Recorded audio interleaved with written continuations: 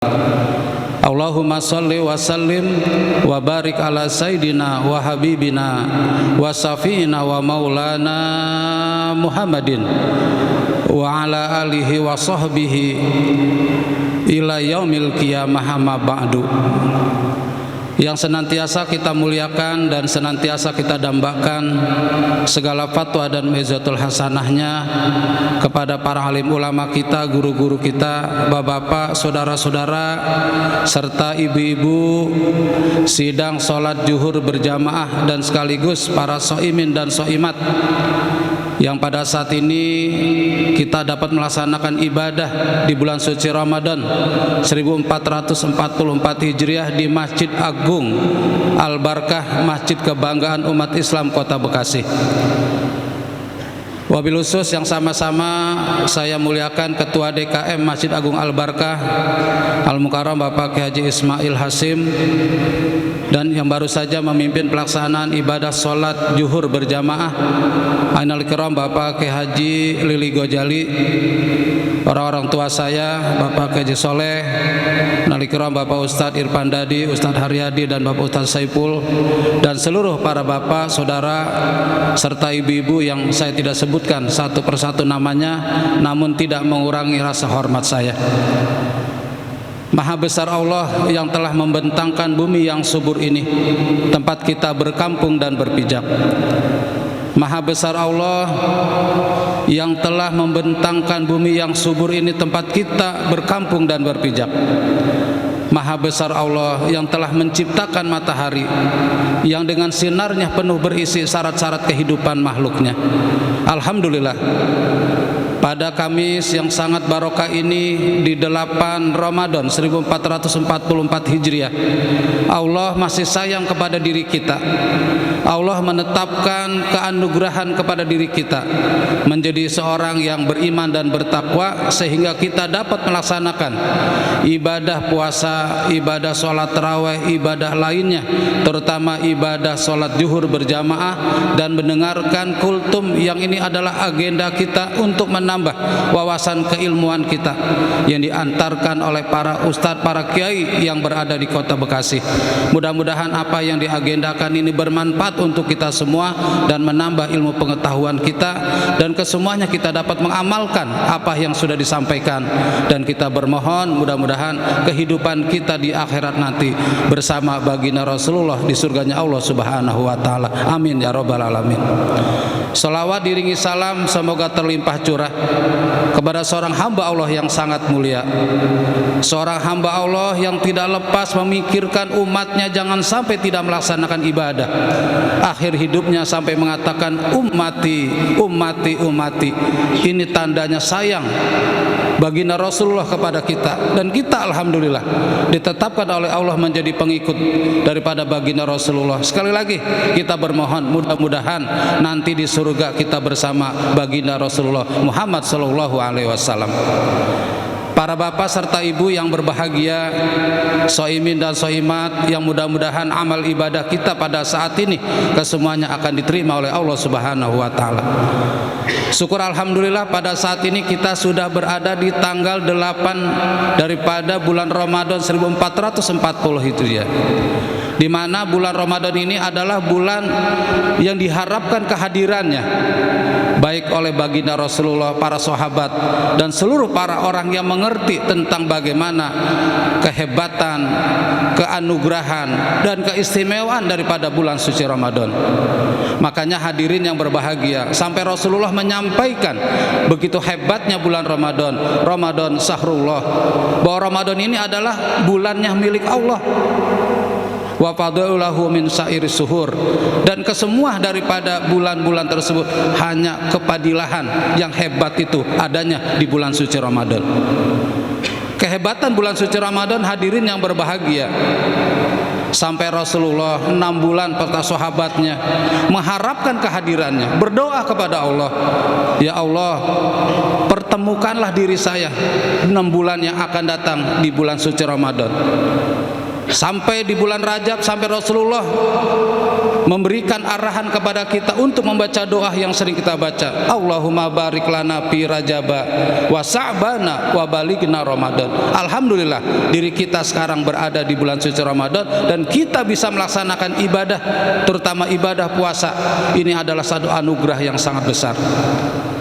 Dalam satu hadis Rasulullah menyampaikan dalam Bukharinya bahwa siapa orang yang dapat melaksanakan ibadah di bulan suci Ramadan satu hari saja, Pak, satu hari saja, itu pahalanya sebesar 70 tahun kita hidup di alam akhirat. Coba bayangkan, 70 tahun tebang baru kita sekali melaksanakan ibadah puasa di bulan suci Ramadan. Sedangkan satu hari hidup di alam akhirat ataupun di surganya Allah itu sama satu hari dengan 1000 tahun. Coba bayangin, Pak, kalau kita di dunia. Berarti kalau Bapak pada saat ini puasa udah 8 hari, nah dikarenakan kita belum selesai, taruhlah kita hitung 7 hari kemarin sore, berarti pahala kita mudah-mudahan bukan ria, hanya Allah yang mengetahui. Berarti 7 hari dikali 70 dikali 1000 tuh, Pak, bayangin. Nggak bisa ngitung itu, Pak, ya. Tapi dengan syarat mari bersama-sama kita selalu bermohon kepada Allah, mudah-mudahan ibadah puasa kita hanya semata-mata karena Allah. Kehebatan bulan suci Ramadan, dalam satu riwayat seorang sahabat Rasulullah yang bernama Thalha bin Ubaidillah bermimpi. Dalam mimpinya itu ada 2 sahabat Rasulullah dari suku Qoda'ah meninggal dunia. Ini yang pertama meninggalnya dalam keadaan mati syahid berperang untuk membela agama Allah. Dan yang kedua sahabat Rasulullah juga dari suku Qoda'ah tadi meninggal dunia itu meninggalnya dalam keadaan sakit. Jadi ada 2 sahabat Rasulullah meninggal dunia, wafat. Yang pertama meninggal duluan dalam keadaan mati syahid, yang kedua mati sakit. Hadirin yang berbahagia, dalam mimpinya Thalha bin Ubaidillah dalam mimpinya tersebut bersama 2 orang tadi nih di pintu surga Allah Subhanahu wa taala dipanggil. Yang pertama dipanggil adalah orang yang matinya mati sakit belakangan lagi. Yang kedua dipanggil lagi adalah orang yang matinya mati syahid. Dan panggilan yang ketiga apa? Kata malaikat yang memanggil, wahai Thalha bin Ubaidillah, silahkan kamu kembali. Kamu belum berhak untuk masuk surga. Dikarenakan diusir oleh malaikat. Kalau kata orang kampung bilang, kaget, Pak, dalam tidurnya mendusin. Kalau kata orang Bekasi bilang, mendusin itu artinya apa ya, Pak, ya? Pokoknya tidur mimpi kaget bangun gitu. Biar jelas. Hadirin yang berbahagia, biasakan, Pak, kita kalau mimpi kadang-kadang suka cerita sama bini kita, Bu, semalam saya alhamdulillah kuat beli mobil, Bu, ketemu cewek lagi. Bisa digede gitu, Pak, sama bini kita. Ya, galah mimpi galah gituan lagi kan. Kalau mobilnya bagus tuh, ceweknya itu tuh yang kurang bagus tuh. Tuh bini kita sering marah tuh, Pak. Thalha bin Ubaidillah cerita nih para sahabat-sahabat lain, wahai kawan-kawanku, semalam saya bermimpi sahabat kita yang telah meninggal dunia dari suku Qoda'ah tadi, yang pertama matinya dalam keadaan syahid, yang kedua mati sakit. Yang jadi permasalahan dan menjadi ingatan bagi diri saya, kata Thalha, kok kenapa ya orang yang matinya belakangan mati sakit lagi, bukan mati syahid nih, mati sakit, kok masuk surga duluan, dipanggil duluan. Lagi ngomong-ngomong gitu nih, Pak, Thalha bin Ubaidillah terdengar oleh Rasulullah, wahai Thalha, kemari.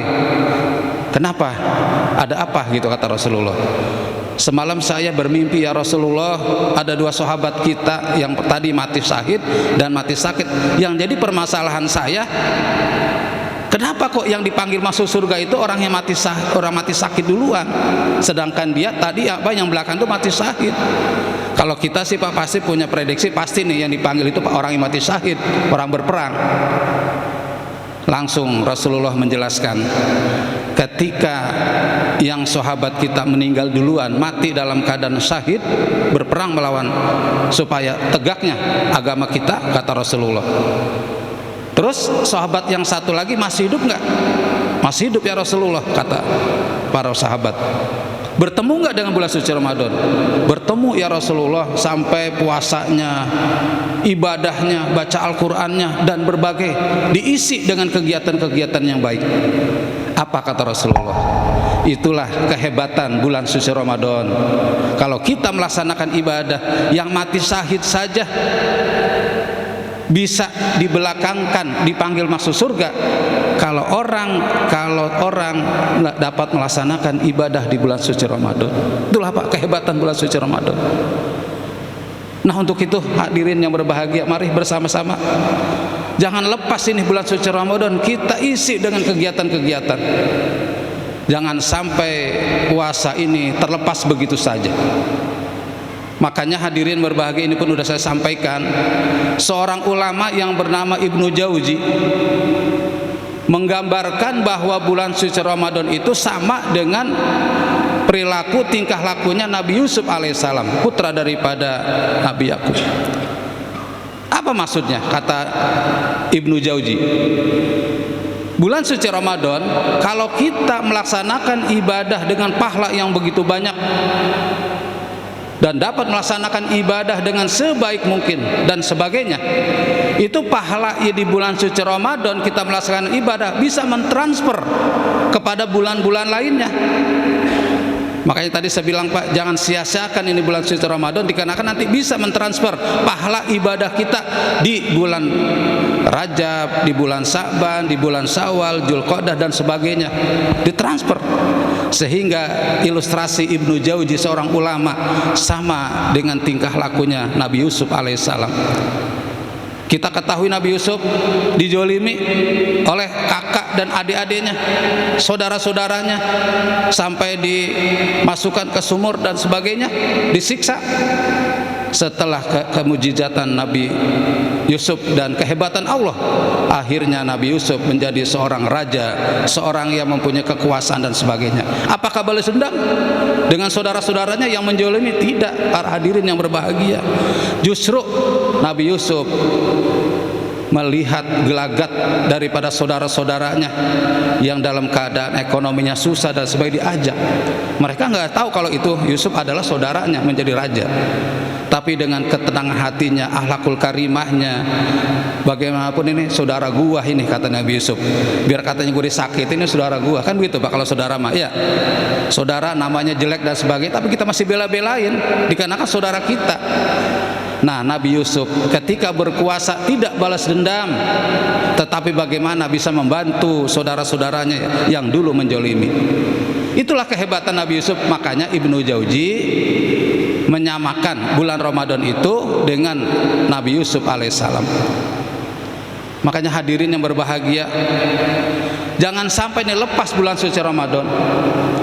Kalau seandainya kita ini tanpa sengaja, tanpa adanya kedaruratan, kita tidak melaksanakan ibadah puasa 1 hari saja. Kalau kita melaksanakan ibadah puasa 1 hari, berarti pahalanya 70 tahun dan dikali ya 1000, atau hitung sendiri dah. Kalau kita pun tidak melaksanakan puasa di bulan suci Ramadan, walaupun seumur kita nih bertahun-tahun, berjuta tahun, itu tidak akan lunas Pak membayar daripada kita tidak melaksanakan ibadah. Ayo, walaupun hanya pilak-pilak dikit, jangan sampai tidak puasa Pak. Kalau seandainya mohon maaf di rumah nggak punya beras, berantem mulu sama bini, jangan sampai tidak melaksanakan ibadah. Anak kita udah nganglo baik, minta baju baru ke mall, jangan terganggu Pak. Terus kita mencari nafkah, terus kita mencari kehidupan untuk bagaimana kita menafkahi daripada keluarga. Terutama jangan tinggalkan ibadah saum ataupun ibadah puasa. Kalau kita tinggalkan 1 saja, itu tadi seumur hidup kita, jangankan baru 70 tahun, 1000 tahun, 1.000.000 tahun tidak akan lunas Pak daripada kita membayar utang. Siapkan diri kita. Begitu hebatnya bulan suci Ramadan sampai Rasulullah mengatakan celakalah, celakalah, celakalah 3 kali. Rasulullah hidupnya belum pernah Pak mengatakan, ngatain orang, menyumpahin orang, jelek-jelekin orang. Tapi kenapa ketika bulan suci Ramadan orang tidak melaksanakan ibadah mengatakan celakalah, celakalah, celakalah 3 kali? Yang tadi saya katakan begitu hebatnya perilaku Rasulullah, datang ke Taif untuk berdakwah, tapi ditolak oleh warga ataupun masyarakat yang ada di Taif, sampai Rasulullah kakinya, mukanya berdarah-darah. Begitu sayangnya kepada umatnya, ketika darahnya akan jatuh ke tanah, ditadangin Pak, jangan sampai nih darah saya bisa mengucur ke bawah. Kenapa? Malaikat Jibril sudah siap untuk menghancurkan tuh Pak. Sampai Jibril, wahai Rasulullah, ini masyarakat Taif susah banget diajak ini, udah saya hancurin aja. Jangan, Jibril alaihissalam, jangan. Kenapa? Memang mereka sekarang ini belum bisa beriman, apa yang saya bawa itu belum bisa dipercaya. Tapi nanti anak keturunannya, cucunya dan sebagainya pasti akan melaksanakan ibadah seperti apa yang saya sampaikan. Nah, inilah kehebatan Rasulullah. Alhamdulillah, dengan kehebatan Rasulullah kita sampai menjadi orang beriman dan pengikutnya, walaupun hidup kita jauh dari Mekah dan Madinah. Ditawarkan oleh Jibril, Rasulullah melarang sampai minta ampun kepada Allah. Apa kata Rasulullah? Allahumma gfir ummati fa innahum la ya'lamun. Begitu Pak, Rasulullah mendoakan, ampuni ya Allah daripada umatku dikarenakan mereka belum tahu. Kalau menurut ukuran emosi orang kita, Bapak, orang Bekasi ini, saya yakin kita ditimpuk, kita dibagel, kita di berbagai macam, pasti kita ngamuk Pak. Tapi Rasulullah begitu hebatnya, makanya wajar kalau beliau dimuliakan oleh Allah, penyelamat dunia akhirat dikarenakan akhlaknya. Nah, untuk itu tinggal kurang lebih 23 hari lagi, jangan lepas Pak melaksanakan ibadah. Kiat yang pertama, mari bersama-sama kita melaksanakan ibadah, terutama kita harus bertobat Pak, minta ampun kepada Allah. Udah 8 hari Pak Ustadz maksud tobat baik, tobat mah kapan saja Pak, pasti Pak. Tingkah laku kita, dosa kita udah banyak. Saya yakin Pak, kita dosa kita banyak. Tadi aja sahur kita udah marah-marah sama bini kita, deh pasakan lo katanya, manis kagak, pedes kagak, kan gitu Pak. Ngeselin bini itu, bini udah capek, jam 2 udah bangun, kita dosa lagi. Anak mau berangkat sekolah minta duit, kita ngamuk lagi aja tuh Pak. Lo puasa lagi minta duit buat apa? Marah lagi Pak itu. Nggak tetangga lewat, kita yang benci banget. Tetangga ngapain sih pagi-pagi udah ngayap baik, kan gitu Pak. Tuh hati kita begitu. Jadi hati kita nggak tenang. Nah, supaya ibadah puasa kita diterima oleh Allah Subhanahu wa Ta'ala, terus kita minta ampun sesuai dengan apa yang sering kita baca. Mari, astaghfirullah rabbal baraya, astaghfirullah minal khotoya. Sekali lagi, astaghfirullah bal baraya, astaghfirullah minal khotoya. Bertobat Pak, bagaimanapun dosa, tingkah laku kita, terutama kita banyak salah Pak kepada orang tua kita. Dan ada yang kita sampai saat ini belum ziarah Pak ke makam orang tua kita. Ada nih Pak, ada yang belum ziarah. Apa nggak sempat? Apa kali duitnya nggak ada? Apa HP-nya, pulsanya habis? Gitu kan Pak. Ya minimal kita berdoa, baca Al-Fatihah untuk orang tua kita. Dikarenakan sering kita mendengar, ya ayyuhalladzina amanu tubu ilallahi taubatan nasuha. Yuk kita bersama-sama, saya banyak salah, Bapak Ibu banyak salah, kita berdoa, kita bermohon kepada Allah. Itu kiat yang pertama supaya ibadah kita diterima. Terus yang berikutnya adalah kita terus bermuhasabah, introspeksi diri. Kemarin puasa kemarin saya kayaknya nggak full puasa, full pahalanya nggak ada. Kenapa? Saya sering ngomongin tetangga, saya sering ngeser yang tidak ada manfaatnya, jelek-jelekin orang, jelek-jelekin pemerintah, jelek-jelekin orang-orang yang tidak senang, jelek-jelekin pimpinan yang kita tidak senang. Sekarang ayo kita berubah, jangan seperti itu. Supaya apa? Supaya kita minimal bersyukur kepada Allah bahwa diri kita adalah termasuk orang yang terus bagaimanapun bisa memperbaiki diri kita. Jangan sampai kita termasuk orang-orang yang wa qalilum min ibadiyas syakur.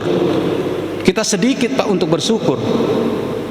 Nah, pada bulan puasa kemarin khatmul Quran kita hanya 2 khatam. Kalau bisa laksanakan pada saat ini 3 khatmul Quran. Yang kemarin barangkali zakatnya, malnya belum, ayo usahakan. Kita hitung pendapatan kita dari bulan apa kita bekerja, berapa pendapatan, berapa pengeluaran, ada lebihnya, ayo zakat mal.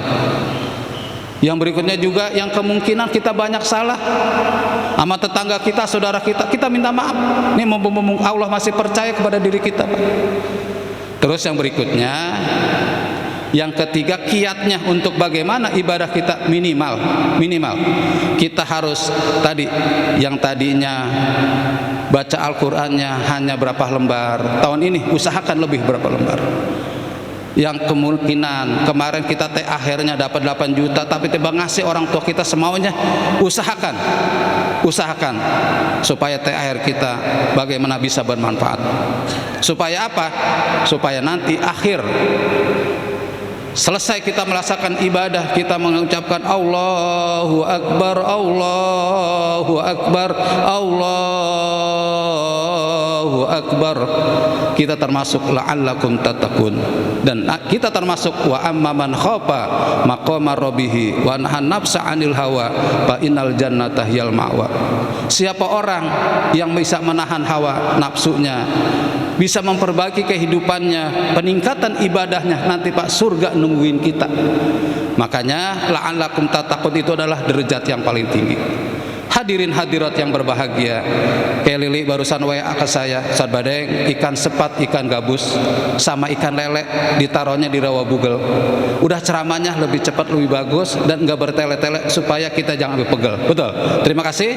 Billahi fisabil haq wallahul muwaffiq ila aqwamit thoriq. Wassalamualaikum warahmatullahi wabarakatuh.